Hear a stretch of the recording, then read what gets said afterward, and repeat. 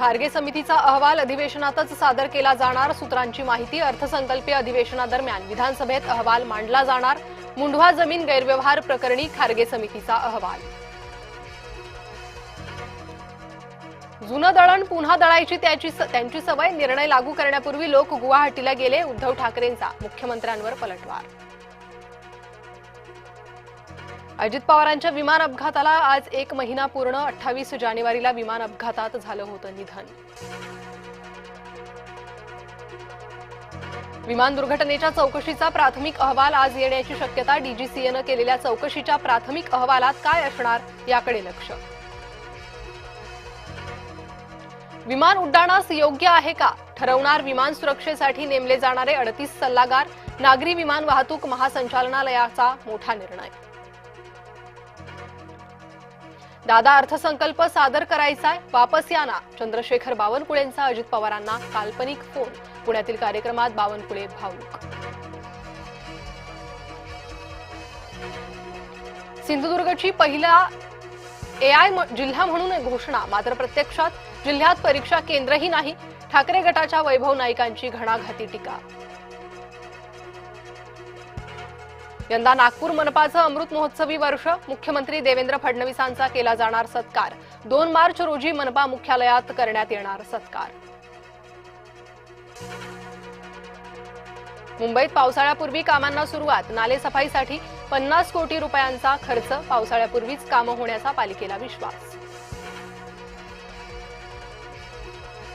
राज्यातील 107 परीक्षा केंद्रांची मान्यता रद्द। कॉपी प्रकरण रोखण्यासाठी सरकारची कठोर कारवाई। शालेय शिक्षण मंत्री दादा भुसे यांची सभागृहात माहिती।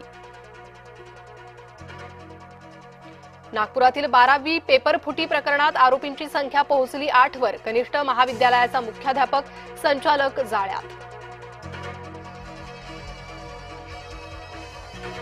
वाशिम जिल्ह्यातील कॉपी प्रकरण। जिल्ह्यातील 38 शिक्षकांचे वेतन थांबवण्याचे आदेश। शिक्षण विभागाची मोठी कारवाई।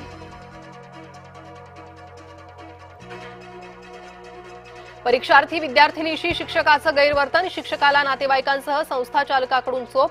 संभाजीनगरच्या बजाजनगर परिसरातली घटना। शाळेतल्या विद्यार्थ्यांमध्ये धक्कादायक गँगवॉर। 9वी शिकणाऱ्या मुलाचा 8वीतल्या 2 मुलांवर प्राणघातक हल्ला।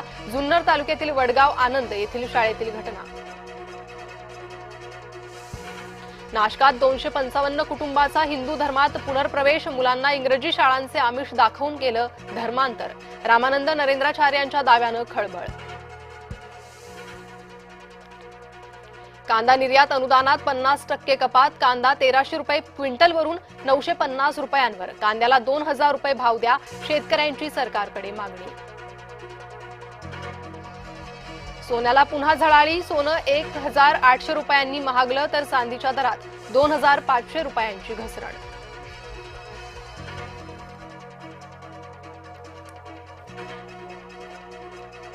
शुक्रवारच्या ईडी चौकशीला अनिल अंबानींची दांडी। आता पुन्हा पुढील आठवड्यात चौकशीची शक्यता। इंग्लंडचा न्यूझीलंड संघावर रोमांचक विजय। किवींसाठी सेमीफायनलचं समीकरण बदललं। आज लंकेसाठी प्रतिष्ठेची लढाई, तर पाकिस्तानला विजयासह सरस धावगतीवर द्यावा लागणार जोर।